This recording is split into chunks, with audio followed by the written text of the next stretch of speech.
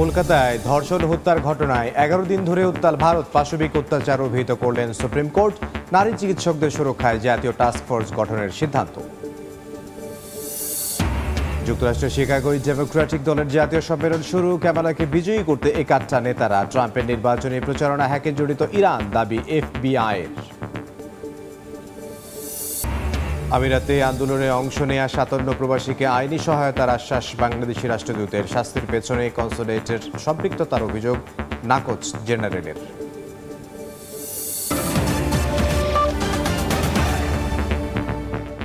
আন্তর্জাতিক সময়ের সঙ্গে আছে আমি ইমদাদুল হক।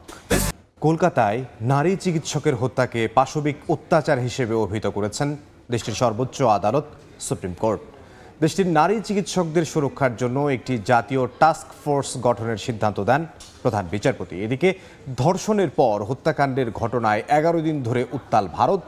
বিশ্বজিৎ দাসের ক্যামেরায় সে খবর জানাচ্ছেন সুব্রত আচার্য। নিজ কর্মস্থলেই নারী চিকিৎসককে পাশবিকভাবে নির্যাতনের পর হত্যার ঘটনায় গোটা ভারতবাসীর সঙ্গে ক্ষুব্ধ দেশটির সর্বোচ্চ আদালত। সুপ্রিম কোর্টের মতে ভুক্তভোগীকে পশুর মতো অত্যাচার করা হয়েছে। এই ঘটনা রীতিমতো ভয়ঙ্কর, রোমহর্ষকও। পাশাপাশি কলকাতা পুলিশ এবং পশ্চিমবঙ্গ রাজ্য প্রশাসনের ভূমিকা নিয়েও প্রশ্ন তোলেন সুপ্রিম কোর্ট। বলেন, অপরাধ সংগঠিত হওয়ার জায়গায় সুরক্ষা দেওয়ার দায়িত্ব পুলিশের। হাসপাতালের ভেতরের দুষ্কৃতিকারীরা কিভাবে ভাঙচুর চালালো, একই সঙ্গে আরজিকর হাসপাতালে সাবেক অধ্যক্ষ সন্দীপ ঘোষের ভূমিকা নিয়েও প্রশ্ন তোলা হয়। ডিভিশন বেঞ্চ বলেন, ঘটনা তদন্তের আগেই এভাবে আত্মহত্যা বলে দাবি করা হয়। ভারতের সুপ্রিম কোর্ট জানান, আরেকটি ধর্ষণের জন্য অপেক্ষা করা যাবে না। নারীদের সুরক্ষা নিশ্চিত করতেই হবে। এর জন্য 7 সদস্যের টাস্কফোর্স গঠন করে দেন সর্বোচ্চ আদালত। চিকিৎসকদের শারীরিক মানসিক সুরক্ষা নিশ্চিতে সব উদ্যোগ নেবে এই টাস্কফোর্স। এক সপ্তাহ হয়ে গেছে, এখনো পর্যন্ত অ্যারেস্ট করা হয়নি। এখনো সেদিনকে কেন প্রমাণ তথ্য লোপাট করেছিল, কেন তথ্য লোপাট করার চিন্তা ভাবনা করেছিল? স্বাস্থ্য ব্যবস্থা, স্বাস্থ্য কর্মীদের সুরক্ষা দিতে এই রাজ্য সরকার ব্যর্থ। আমাদের সন্তানরা নিরাপদে থাকুক, তাদের যেন এইভাবে ক্ষুধার্ত ভেড়িয়ার কাছে সমর্পণ হতে না হয়। কলকাতা হাইকোর্ট থেকে আলোচিত এই মামলাটি এখন থেকে দেখবে সুপ্রিম কোর্ট। মামলার তদন্তকারী সংস্থা সিবিআই স্ট্যাটাস রিপোর্টও এখন থেকে এই শীর্ষ আদালতে দাখিল করবে। এদিন পশ্চিমবঙ্গ রাজ্য সরকারের পক্ষ থেকে ঘটনার পেছনে রাজনীতি রয়েছে বলে দাবি করা হলেও শীর্ষ আদালত তা আমলে নেননি। মামলার পরবর্তী শুনানির দিন ধার্য করা হয়েছে আগামী 22 আগস্ট। উল্লেখ্য, গত 9 আগস্ট কলকাতার আরজিকর হাসপাতালের বক্ষব্যাধি বিভাগে রাতে ডিউটি করার সময় এক নারী চিকিৎসক পাশবিক নির্যাতনের পর খুন হন বলে অভিযোগ ওঠে। এরপর থেকেই নারী সুরক্ষার দাবিতে গোটা ভারত জুড়ে শুরু হয় নাগরিক আন্দোলন। কলকাতা হাইকোর্টের নির্দেশে মামলাটি তদন্ত শুরু করে সিবিআই। শনিবার সুপ্রিম কোর্ট সুমোটোভাবে মামলাটি গ্রহণ করেন। মঙ্গলবার সেই মামলারই প্রাথমিক শুনানি হয়। সুব্রত আচার্য, সময় সংবাদ, ভারত। যুক্তরাষ্ট্রের ডেমোক্রেটিক দলের জাতীয় সম্মেলনের প্রথম দিনে হঠাৎ উপস্থিত হয়ে দলীয় নেতাকর্মীদের চমকে দিয়েছেন মার্কিন প্রেসিডেন্ট প্রার্থী কামালা হ্যারিস। বলেন, আসন্ন প্রেসিডেন্ট নির্বাচন হবে ভালো ও খারাপের মধ্যে যুদ্ধ। এতে তার বিজয় সুনিশ্চিত বলে আশাবাদী তিনি। যুক্তরাষ্ট্র থেকে হাসানুজ্জামান সাকির রিপোর্ট।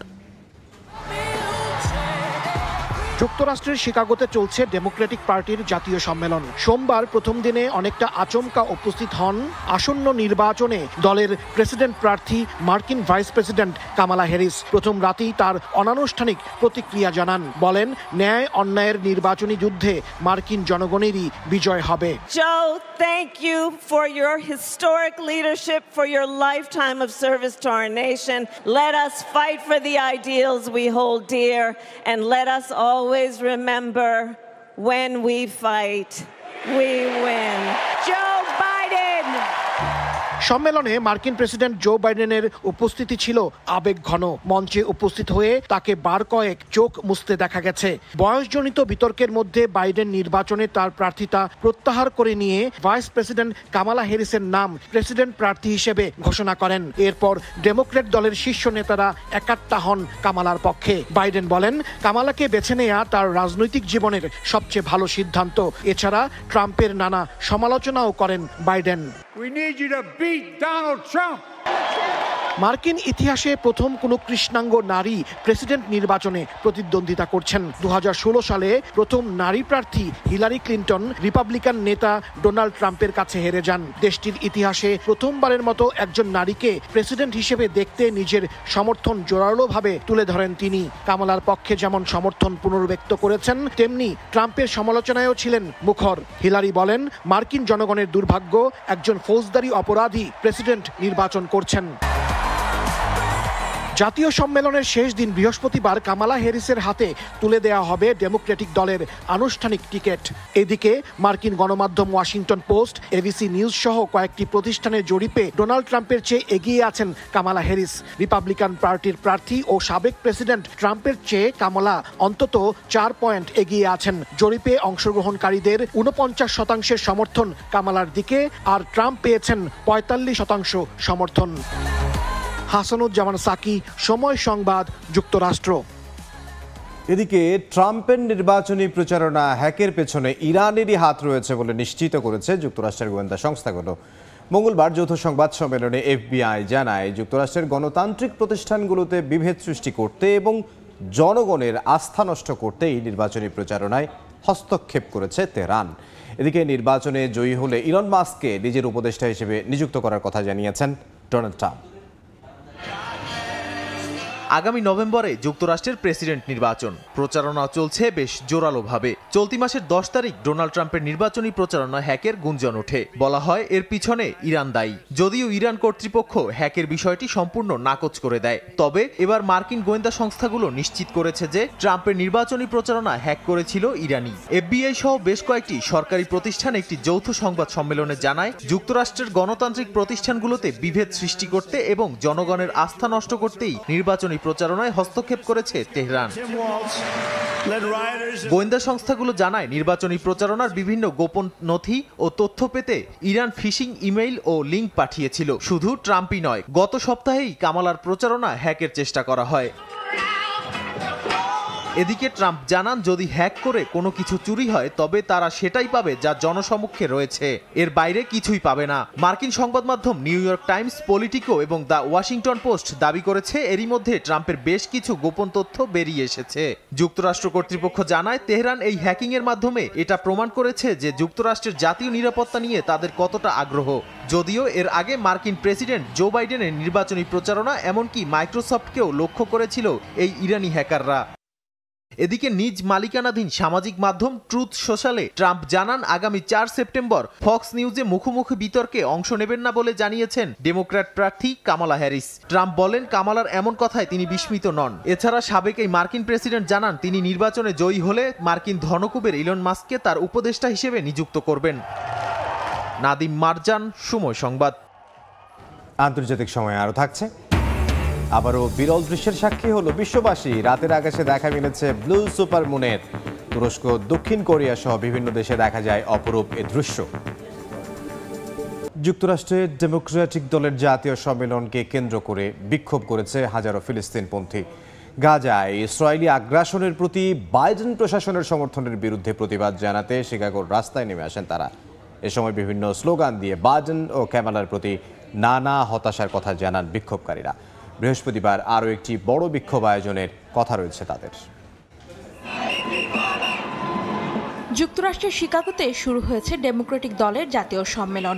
অনুষ্ঠানটিকে কেন্দ্র করে সোমবার শহরটিতে বিক্ষোভ করেছে হাজারো মানুষ। গাজায় ইসরায়েলি আগ্রাসনের প্রতি বাইডেন প্রশাসনের সমর্থনের বিরুদ্ধে প্রতিবাদ জানাতে রাস্তায় নেমে আসেন তারা। নেতানিয়াহু প্রশাসনকে সামরিক ও আর্থিক সহায়তা দেওয়ার প্রতিবাদে গেল কয়েক মাস ধরেই চলছে এই বিক্ষোভ। কয়েক ঘন্টা শান্তিপূর্ণ বিক্ষোভের পর নিরাপত্তা বেষ্টনীর বেশ কিছু অংশ ভেঙে ফেলে বিক্ষোভকারীরা। পরিস্থিতি নিয়ন্ত্রণে মাঠে নামে আইন শৃঙ্খলা বাহিনী। তারা জানায়, ডেমোক্র্যাট সমর্থকদের অনুষ্ঠানে আসতে কোনো ভয় নেই। এর আগে বিক্ষোভকারীরা শিকাগোর ওয়েস্ট সাইডে অবস্থান নিয়ে স্লোগান দিতে থাকেন। তারা গাজায় অবিলম্বে যুদ্ধবিরতির দাবি জানান। হতাশা প্রকাশ করেন বর্তমান প্রেসিডেন্ট প্রার্থী কামালা হ্যারিসকে নিয়েও। অনেকে তাকে খুনি কামালা হিসেবেও আখ্যা দেন। 200-টিরও বেশি সংগঠন একসঙ্গে মার্চ অন দ্য ডিএনসি নামের এই বিক্ষোভ কর্মসূচির আয়োজন করে। বৃহস্পতিবার ডেমোক্র্যাটদের জাতীয় সম্মেলনের প্রেসিডেন্ট প্রার্থী হিসেবে কামালা হ্যারিসের আনুষ্ঠানিক মনোনয়ন গ্রহণের দিনে আরও বড় বিক্ষোভ আয়োজনের কথা রয়েছে। অন্তরা সেন, সময় সংবাদ। বৈষম্য বিরোধী ছাত্র আন্দোলনের সময় সংযুক্ত আরব আমিরাতে বিক্ষোভে অংশ নেয়া 57 প্রবাসী বাংলাদেশিকে আইনি সহায়তা দেওয়া হবে বলে জানিয়েছেন দেশটিতে নিযুক্ত রাষ্ট্রদূত। এসব প্রবাসীদের গ্রেফতার কিংবা তাদের শাস্তির পেছনে কনসুলেটের সম্পৃক্ততা থাকার অভিযোগ উড়িয়ে দিয়েছেন কনসুল জেনারেল। শিবলি আল সাদিকের রিপোর্ট। বৈষম্য বিরোধী ছাত্র আন্দোলনের সমর্থনে গেল 19 জুলাই সংযুক্ত আরব আমিরাতে কয়েক হাজার প্রবাসী বাংলাদেশি বিক্ষোভ করেন। এই ঘটনার পর দেশটির আদালত 57 বাংলাদেশিকে বিভিন্ন মেয়াদে সাজা প্রদান করেন। গ্রেপ্তার হওয়া এসব প্রবাসীকে আইনি সহায়তা দিতে বাংলাদেশের পররাষ্ট্র মন্ত্রণালয় থেকে আমিরাতে যোগাযোগ করা হয়েছে বলে জানিয়েছেন দেশটিতে নিযুক্ত রাষ্ট্রদূত আবু জাফর। আমাদের পররাষ্ট্র উপদেষ্টা যিনি আছেন প্রেস কনফারেন্সে বলেছেন যে দুই দেশের উচ্চ পর্যায়ে কথা বলার পদক্ষেপ নেওয়া হয়েছে, আমরা সেগুলো নিয়ে কাজ করছি। এদিকে 57 প্রবাসী গ্রেপ্তারের পেছনে দুবাইয়ে নিযুক্ত কনসাল জেনারেলের ইন্ধন রয়েছে এই মর্মে বক্তব্য দেন কয়েকজন আইনজীবী। তবে এইসব বক্তব্যকে ভিত্তিহীন বলে উল্লেখ করেছেন consul general BM Jamal Hossain. অনেকে বলেছেন যে এখানে বাংলাদেশ কনসুলেট জেনারেল সহযোগিতা করে নাই বা তালিকা দিয়েছে, এই বিষয়গুলো একেবারেই ভিত্তিহীন, কারণ এটির কোনো সুযোগই নেই। কারণ হচ্ছে এখানে তালিকা দেওয়ার কোনো সুযোগই নেই, কারণ তারা কাদেরকে অ্যারেস্ট করেছে এটা শুধু তারাই জানে, এটা তো আমাদের পক্ষে জানার সুযোগই নেই। গ্রেপ্তার হওয়া এইসব বাংলাদেশিকে মুক্ত করার বিষয়ে আইনগত সহায়তা দিতে আমিরাতে কাজ করছেন ইলোরা আফরিন নামে এক বাংলাদেশি আইনজীবী। তিনি জানান, সাজাপ্রাপ্ত বাংলাদেশিদের পক্ষে আপিল করতে আর মাত্র 2 দিন সময় রয়েছে। সরকারের কাছ থেকে আমার আবদার থাকবে যে যথাযথ কর্তৃপক্ষ যেন অবশ্যই এখানে ফরেন মিনিস্ট্রি হোক, আমাদের মাননীয় অ্যাডভাইজার, ওনারা যদি এখানে ডিপ্লোম্যাটিক কানেকশনটা ইউজ করে যদি এটার একটা নেগোসিয়েশন আসতে পারে, আমার মনে হয় অনেক অনেক ইজি হবে সবার জন্য। এবং যারা এতদিন ধরে আজ প্রায় 1 মাস ধরে জেলে কাস্টাডিতে, এরা জানে না কোথায় কি করবে, কিভাবে করবে। তো সবকিছু মিলে আমার মনে হয় যে হাই টাইম যে এই জায়গা থেকে সরকারি ইন্টারভেনশনটা দরকার। বাংলাদেশের সঙ্গে সংযুক্ত আরব আমিরাতের বন্ধুত্বপূর্ণ সম্পর্ক দীর্ঘদিনের। দেশটিতে বসবাসরত প্রবাসীরা বলেছেন, দণ্ডপ্রাপ্তদের বিষয়টি নিয়ে আইনি লড়াই না করে কূটনীতিকভাবে সমাধানের চেষ্টা চালানো উচিত। শিবলাল সাদিক, সময় সংবাদ, সংযুক্ত আরব আমিরাত। ক্ষমতায় আসার পর প্রথমবারের মতো ভারতে সফরে গেলেন মালয়েশিয়ার প্রধানমন্ত্রী আনোয়ার ইব্রাহিম। উচ্চপদস্থ প্রতিনিধিদের সঙ্গে নিয়ে 3 দিনের এই সফরে যান তিনি। ভারতের প্রধানমন্ত্রী নরেন্দ্র মোদী তাকে রাষ্ট্রপতি ভবনে আনুষ্ঠানিকভাবে স্বাগত জানান। এ সফর 2 দেশের মধ্যে দ্বিপক্ষীয় সম্পর্ক মজবুত করার পাশাপাশি বাণিজ্য ও প্রতিরক্ষা বিষয়ক সহযোগিতায় ভূমিকা রাখবে। এছাড়াও মালয়েশিয়ায় ভারতীয় শ্রমিক নিয়োগ সহ দেশ দুটি আরও বেশ কিছু চুক্তি স্বাক্ষর করবে বলে ধারণা করা হচ্ছে। ভারতের রাষ্ট্রপতি দ্রৌপদী মুর্মুর সঙ্গেও সাক্ষাৎ করার কথা রয়েছে আনোয়ার ইব্রাহিমের।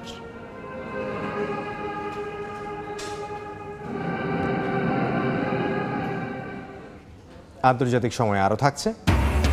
যুক্তরাষ্ট্রের লাস ভেগাসে শুরু ওয়ার্ল্ড অ্যাপারেল বাণিজ্য মেলা। অংশ নিল বাংলাদেশের 30 প্রতিষ্ঠান সহ বিশ্বের 29টি দেশ। নজর কাটছে তৈরি পোশাক ও হস্তশিল্প। ইতালির সিসিলিতে বিলাসবহুল প্রমোত্তরি ডুবে একজনের মৃত্যু হয়েছে। নিখোঁজ রয়েছেন ব্রিটিশ ধনকুবের ও তার মেয়ে সহ আরও 6 জন। 56 মিটার লম্বা বিলাসবহুল এই প্রমোত্তরিটি সোমবার ঝড়ের কবলে পড়লে এ দুর্ঘটনা ঘটে। এতে 22 জন আরোহীর মধ্যে ছিলেন ব্রিটিশ ধনকুবের ও প্রযুক্তি উদ্যোক্তা মাইক লিঞ্চ ও তার মেয়ে। তারা এখনও নিখোঁজ রয়েছেন।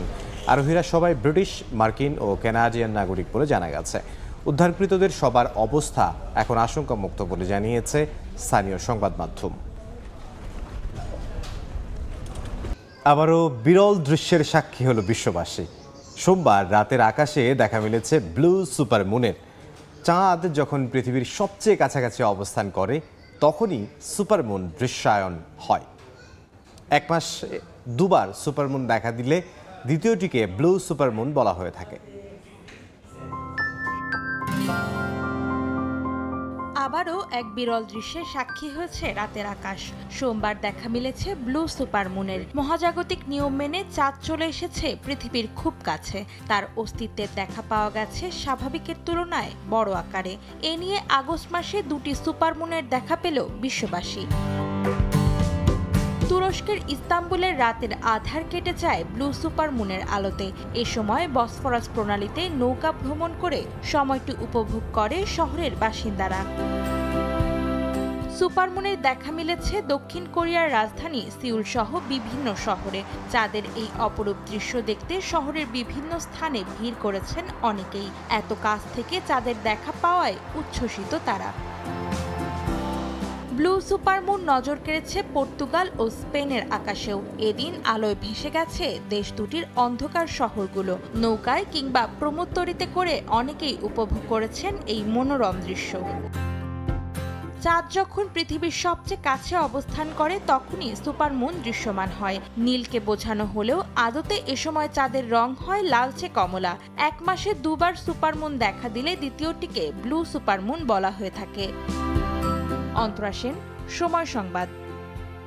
পাকিস্তানের কারাবন্দী সাবেক প্রধানমন্ত্রী ইমরান খান অক্সফোর্ড বিশ্ববিদ্যালয়ের চ্যান্সেলর পদের জন্য আবেদন করেছেন। রোববার রাতে নির্ধারিত সময়সীমার আগে তার আবেদন জমা দেন বলে তার উপদেষ্টা জানান। জনপ্রিয় সামাজিক যোগাযোগ মাধ্যম এক্সে তিনি এই খবর নিশ্চিত করেছেন। যদিও অক্সফোর্ড বিশ্ববিদ্যালয় ইমরান খানের নির্দিষ্ট আবেদন সম্পর্কে কোনো মন্তব্য করেনি। কর্তৃপক্ষ জানান, অক্টোবরের শুরুর দিকে পর্যন্ত চ্যান্সেলর পদের প্রার্থীদের নাম প্রকাশ করা হবে না। তাছাড়া 28 অক্টোবর চ্যান্সেলর পদের জন্য অনলাইনে ভোট গ্রহণ অনুষ্ঠিত হবে।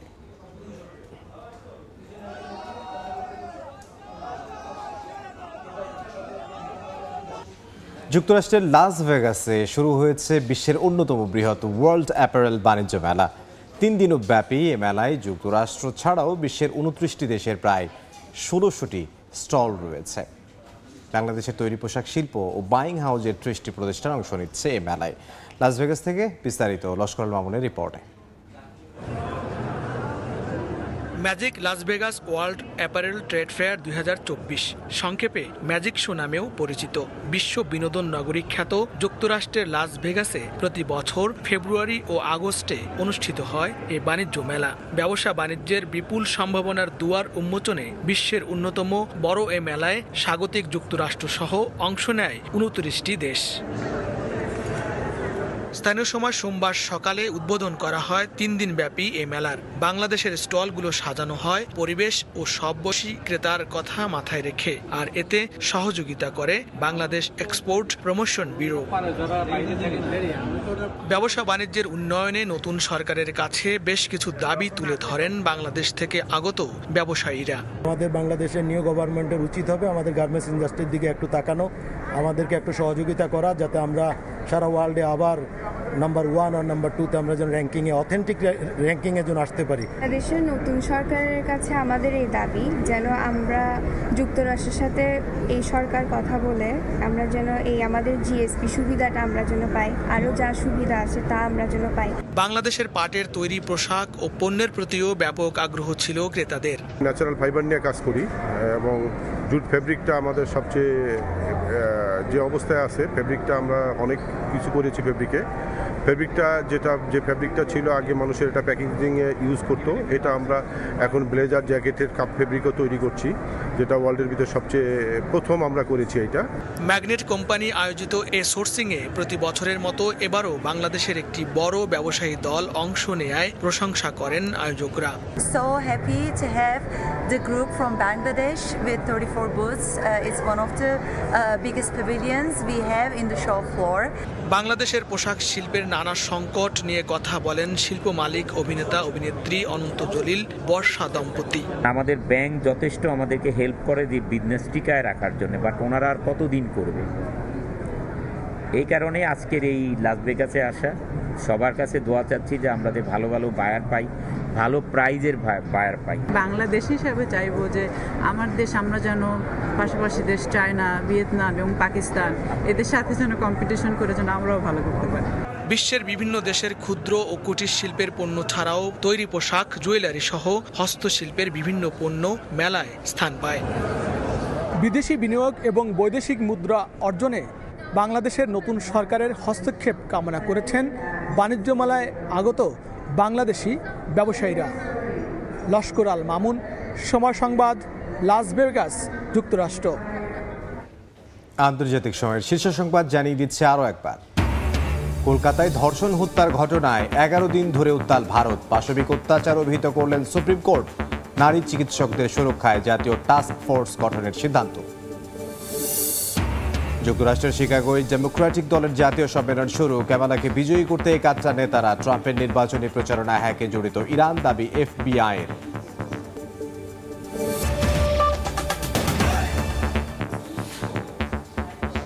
এই ছিল আন্তর্জাতিক সময়ের সঙ্গে থাকেন সময়ের।